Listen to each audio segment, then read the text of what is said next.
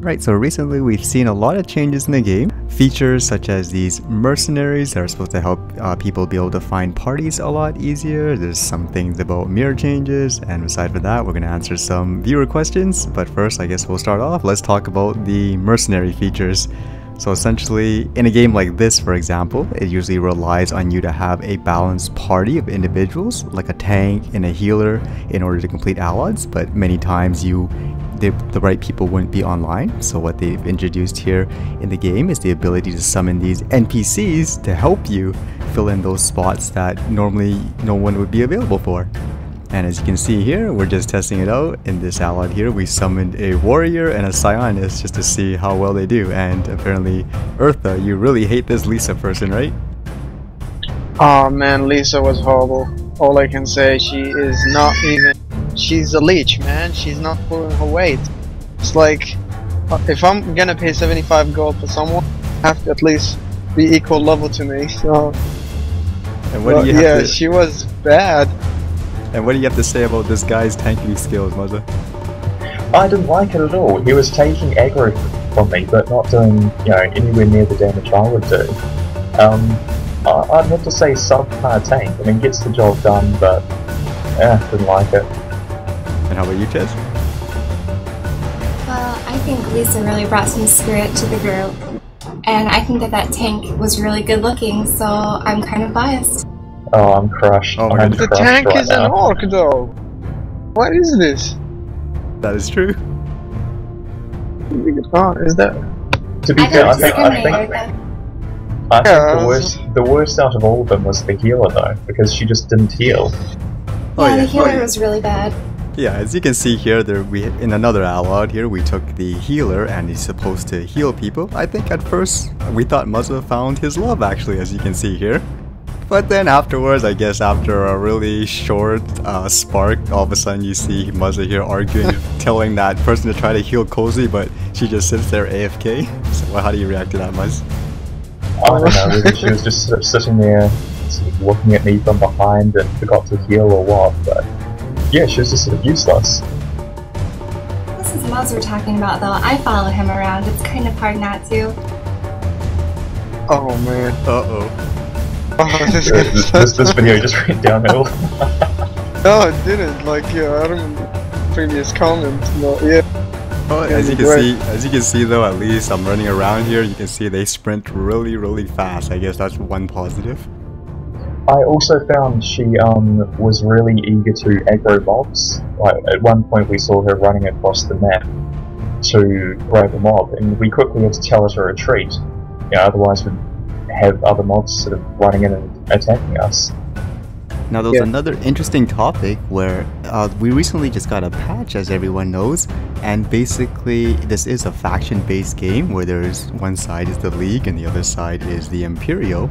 And for some strange reason in this game, they have a feature where if the game determines that one side has less population, that side all of a sudden gets these free buffs to make them stronger, whereas the other side doesn't. And this is kind of creating kind of a controversy, saying, why would you do that? It makes the game so unbalanced. What do you guys think about that? Personally, I think it's just a poor judgment call on the part of, I don't know, maybe the GMs in North America, or developers, or I don't know, a bad judgment call made somewhere. They sort of haven't really considered the impact it's going to have on the game. I don't think it's going to fix any population thing. I mean, to get to the real benefit from these skills, you have to be end game anyway. And, you have to be end game to get benefit from these skills. So I really don't see what their sort of intention is behind the change. And I guess that's kind of a joke here. I guess for some reason, I guess you can see here, when I came to the game after the patch, all of a sudden my ship seems to be screwed up. Now we normally need these ships to actually travel to the Astros to get gear, but as you can see, my ship has absolutely nothing in it. So it makes us wonder, is it because of this population imbalance? They're saying, okay, that's it, you're League, you can't do Astros now, you can't get any more gear, so people catch up. Oh my god, man, your ship is just phenomenal. Like it has no reactor, no more or no nothing. It's like clean as. You just parked it in the wrong neighborhood or whatever. So. And there's no way anyone can say I just took the parts off the ship, because as you can see here, there's literally nothing on this, not even a jump pad to get on this thing. Okay, so we thought we'd take the time to also answer some questions that you guys have left here in the comments. There's just like a ton of them, so we're having a little bit difficulty trying to answer everyone. But one here, Timmy the Nerd asks, what do you guys think about them announcing a new server even though they're just coming off the merger? So that is true. For you people that are unaware, they basically introduced a new server called Allods just very shortly after them merging the servers. So in my personal opinion, I think that's just a little bit more evident why they merged. I think it's just they tried to put everyone into one server that they felt kind of are almost expired, so to speak, that had enough of the game, so they can kind of have a fresh start with other people. At the same time, I'd say the cash shop is a little bit out of hand, where some people are all in level 13, so it creates an extreme imbalance for newer players. I don't know, what do you guys think? I don't think it solves that cash shop problem. I mean, we've already seen on the forums people complaining about players who have leveled really fast. I'm not going to say names, but and they're already giving them trouble, and it's been out for what, like 2 weeks or 1 week or something? I'll start off by saying, Timmy, I don't think you're a nerd at all. And secondly, I came back right after the server merge. I had taken like a 5-month break, and for me, it was just strange that they did do a server merge and then open a new server, but I think it gives people that want to just come to this game a really great opportunity to get into it, because right now, just from my perspective as a returning player, the gap between me and people I used to be on par with now is so great that it's pretty hard to catch up, and I'm already level 51, so I can't even imagine what it would be like for somebody that was just starting out on our server. So I think it's an excellent opportunity for new people that want to explore this game to have a pretty good start on a new server. Well, speaking of all these cash up items, and for example, Mr. JVC163 asks, so how is this Pat 5 thing working right now? And as you all remember, we did make a video about that, on how this item is basically a cash shop only item that enables your player to get, you know, a lot of extra stats. From what I've seen, technically you could get it through game by grinding a lot of gold, so to speak. And as you can see here, I'm just using this as an example, like somebody posted here in the forum that he spent about 3 weeks worth of gameplay grinding gold for about 8 to 19 hours a day to get this item. So I don't know, I guess in a sense you can say it's free, but that's kind of extreme in my opinion, if that's what the game is forcing people to do in order to catch up.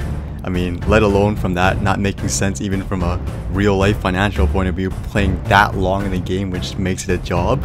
I just think that's a little, there's obviously, in my opinion, there's something wrong if people have to grind that much for a video game, so to speak, just to be on the same par. What do you guys think?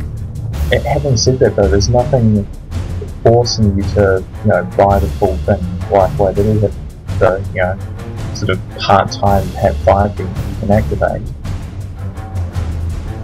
It's just if you're going something like Witch's Hollow, you know, skirmishes, farming, you know, anything other than basically AC, which is where the serious PvP goes on. You know, you're not going to be getting the bonus because you're not going to want to activate the part-time Pat 5. So what do you guys think overall it's done to the game's economy so far? Like, has it basically created more of a division between, like, for example, the quote rich versus the poor, or do you think no, like everyone's still kind of on even level? I think Runes set the clear division long ago for cash out players versus non-cash out players, or players that can farm a lot versus players that can't. So I honestly didn't feel much of a difference from Pat 5 yet, just because I am just so used to the division of runes already, if that makes sense. I don't think it can get much worse than the people that can afford 13s versus people that can only afford 6s. I don't think any form of Pat 5 is going to change that. Other than that, we're just trying to, again, try to answer everyone's questions and so forth. I know everyone has like a lot of requests for contents and so forth and what to show. Believe me, we're trying to get them together. It just takes a lot of work. Other than that, I guess we'll see you guys next time. Sweet. His daughter should say goodbye. That's good. Nice What? background. That was Kai. What's that? It's Yes, Kai. yes, Kai.